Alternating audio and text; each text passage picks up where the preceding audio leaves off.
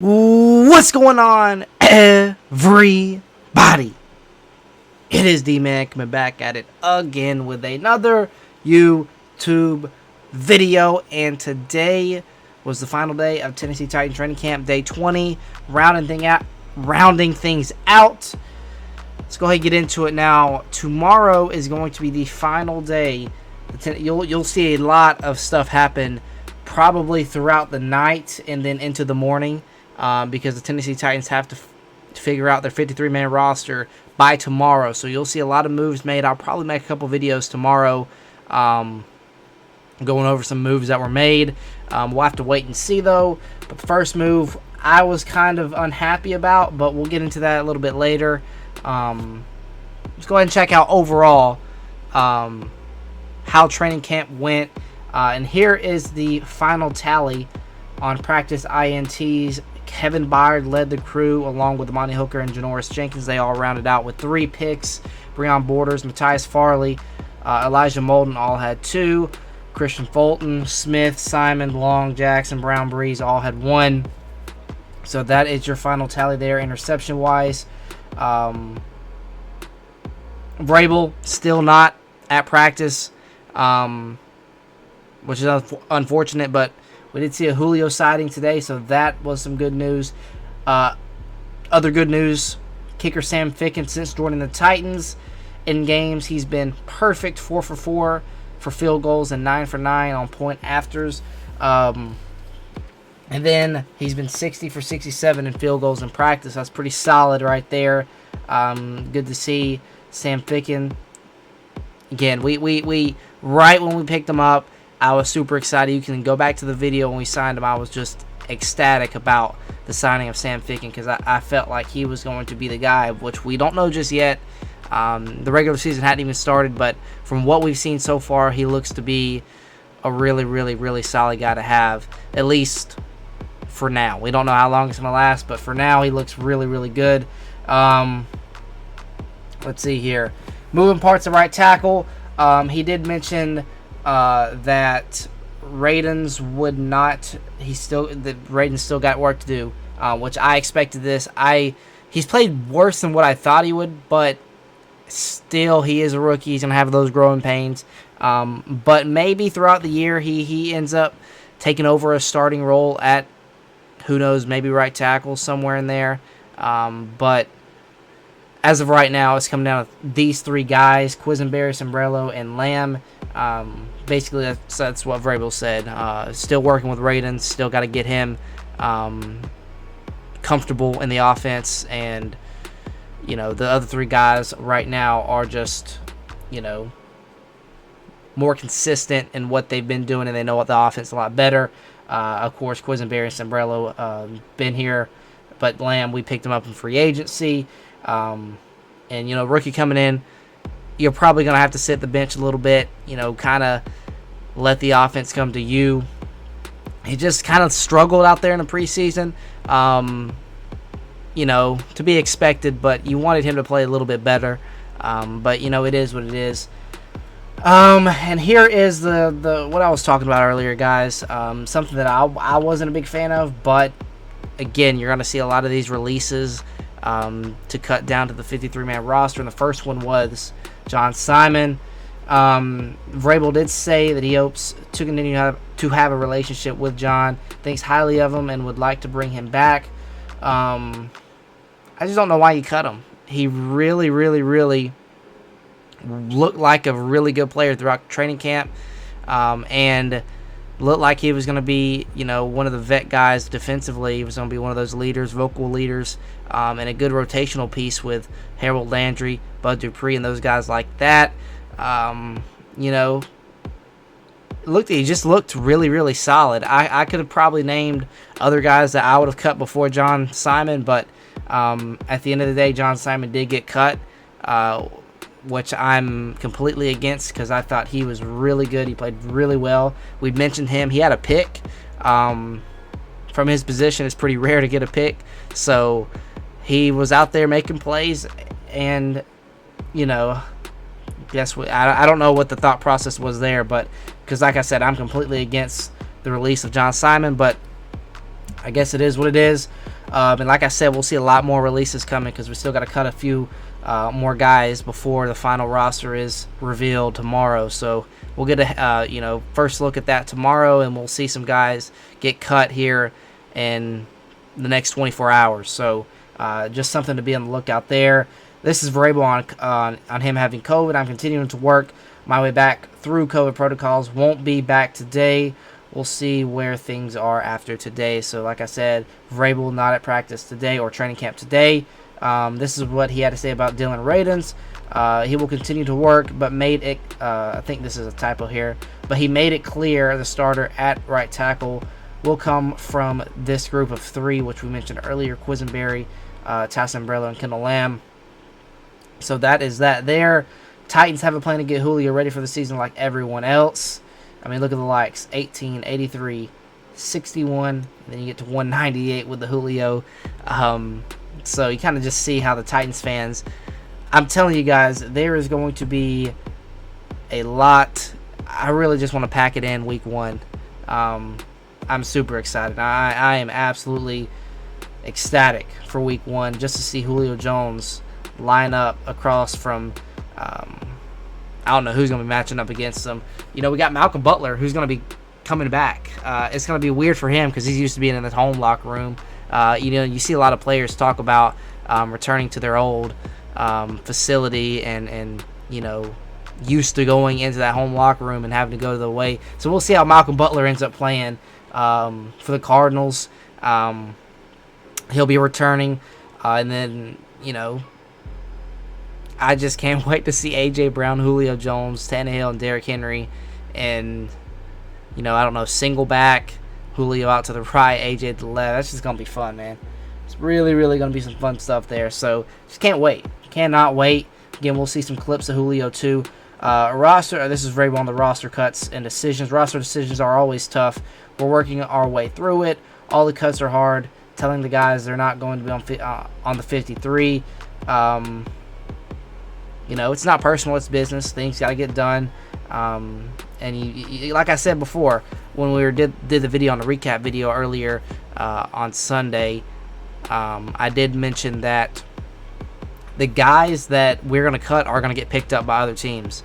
So that's the hard thing about it, having to cut guys that know are going to get picked up. But the good thing about that is you've got good players on your team, and if you're having to cut players that are going to get picked up by other guys, then you've got better players on your roster. So that's the good thing about it. Like I said, the bad thing about it is you're having to cut really good guys that you like. Like he said, he had a personal relationship with John and hopes to continue that.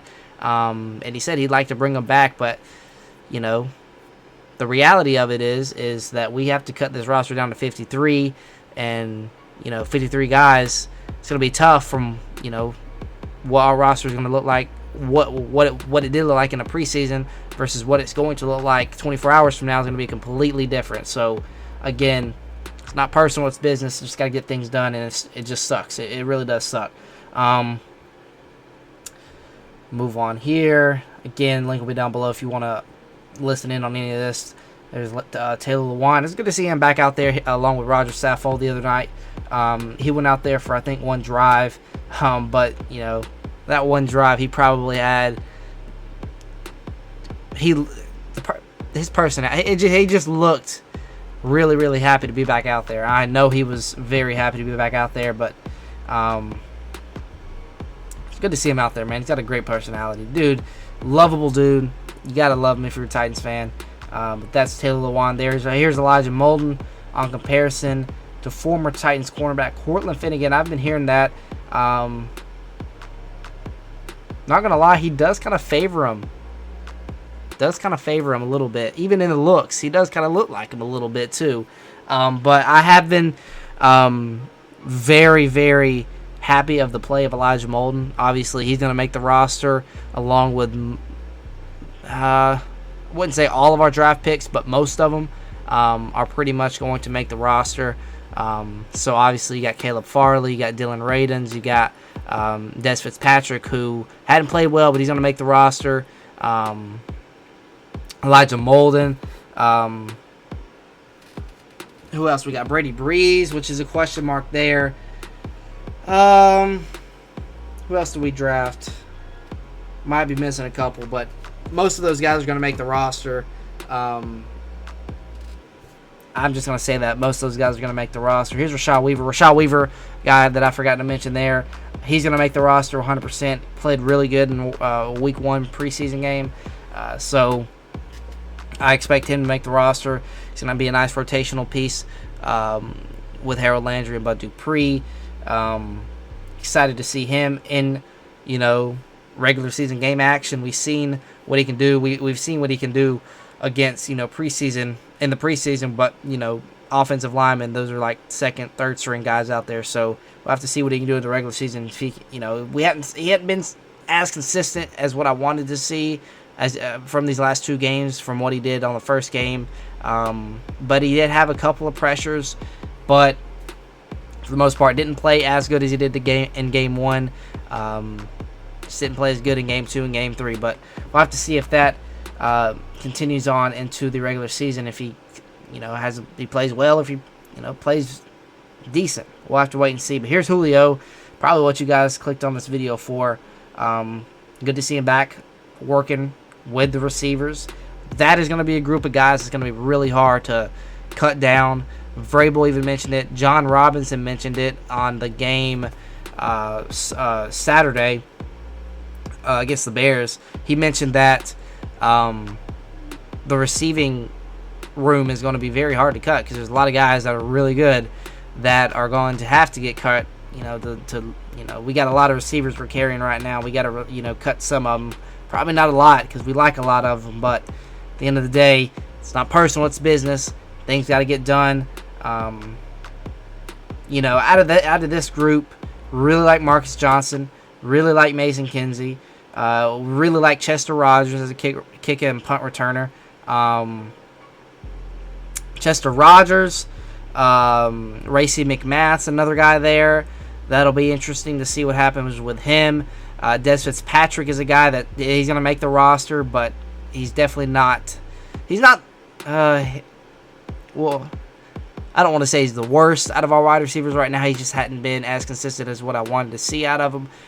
We also had Fred Brown as well. So a lot of receivers that are going to be interesting to see how they handle that. Same with the tight end situation. We carry a lot of tight ends too. It's just going to be interesting. We'll see a lot of guys just get cut.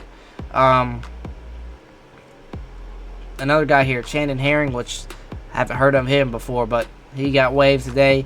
Titans add Nate Davis to the team's reserve COVID-19 list. We don't know anything about that. Hopefully it's just nothing related with COVID, and it's just something, nothing too major. But here's Bud Dupree. Haven't seen him in game action. Hopefully he'll be ready by week 1. He should be ready by week 1. They probably have been playing him just because, playing it safe and giving him, trying to stay as healthy as possible. But I think he's going to have a great year. Just to see what he did last year with the Steelers before the ACL tear. I still do think we overpaid for him, but hopefully he can still produce the same type of numbers he did last year because we got Big Jeff. We've got Harold Landry on the opposite side of him. So at the end of the day, I think that he will still produce really solid numbers. And if he can just stay healthy, I think he's going to play very well this year. So there's Bud Dupree. Let's move on here. Here's Derrick Henry. Slow-mo, actually. So we know what Derrick Henry can do. Nothing much to say about him.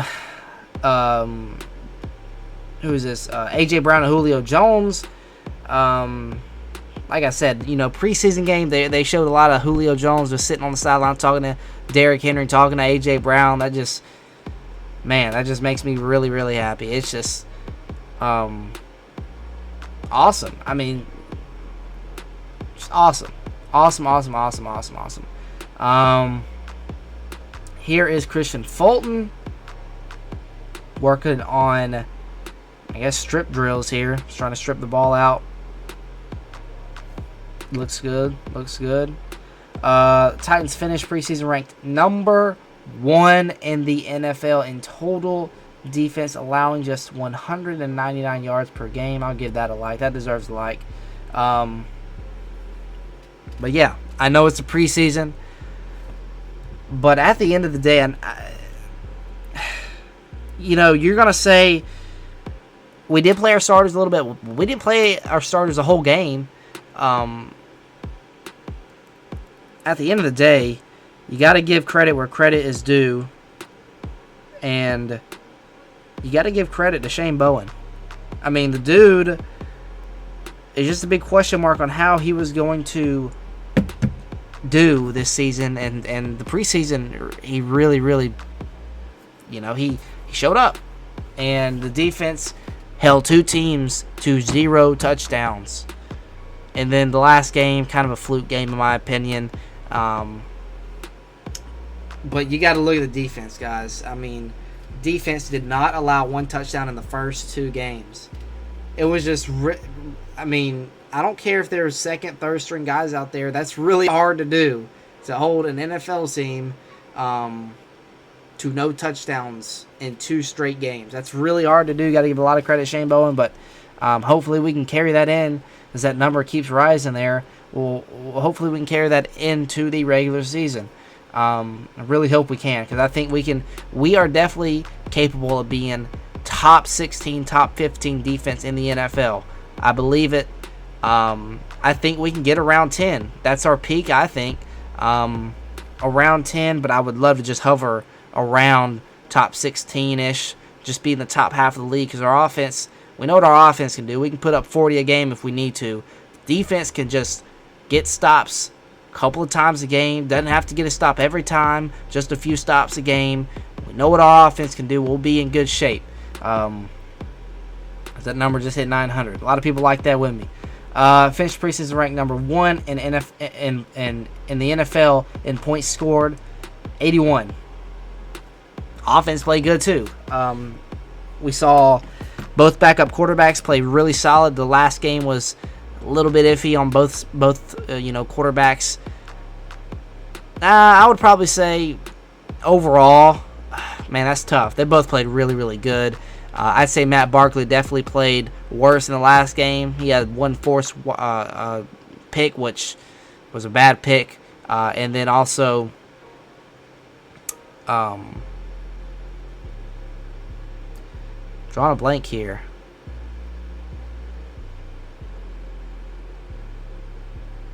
Why can't I think of our backup quarterback? Guys, what's going on with me?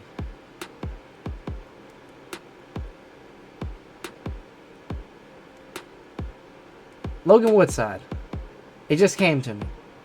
I don't know what's wrong with me, but Logan Woodside, I think, had the better last game. You could probably look at the stats in the first 2 games, but Logan Woodside definitely played better in the second game. Matt Barkley, I still believe in him. But we'll see who that quarterback 2 ends up being. But I think both played really well throughout the preseason. Mekhi Sargent was a guy that we saw a lot of, and he played really good. Another position that's going to be hard to cut is running back. I think that's going to be the easier one to cut. And then, wide receiver, tight end, that's going to be tough to cut. But, you've got guys like Brian Hill, Mekhi Sargent, Jeremy McNichols, Darrington Evans, who is going to make the roster. But, you got a couple of running backs in there. The guy we just signed, Javian Hawkins, too, who played pretty solid in the times he got in the game against the Bears. But we'll have to see how that turns out. Again, just a lot of guys that are going to get cut. You'll see a lot of notifications on your phone if you follow Jim White or any of these Titan sources. But going to be tough to see some of these guys go that we started to love in the preseason. But it's business. It is a business. Mason Kinsey finished number 2 in the NFL with 14 receptions during the preseason, behind Tutu Atwell, 18 of the Rams. Pretty solid stuff there from Mason Kinsey. We saw him throughout the preseason getting the job done week in and week out, and we saw him play pretty solid throughout training camp as well. I think that Mason Kinsey deserves a spot on this roster. If not, throw him on a practice squad. He's going to get you some good reps out there. I think he deserves to make the roster. That's all I'm going to say. Here's Amani Hooker talking about Mekhi Sargent. Oh, his teammates. Okay, didn't know that. He's not surprised by his success in Tennessee. Mekhi Sargent looks it's been looking really good. Past 2 games, really, really looked good. That's going to do it. I have no notes from today. Stay safe. Hurricane headed up. Don't think it's going to be really bad, but say your prayers for Louisiana. I know they got hit pretty bad, so prayers out to them. But with that being said, what are we, about 2 weeks away from Titans football? I think that's we're about 2 weeks away, so yeah, pretty exciting stuff. So that being said, that is going to do it for the video. Hopefully you guys did enjoy. Until next time, I'll see y'all.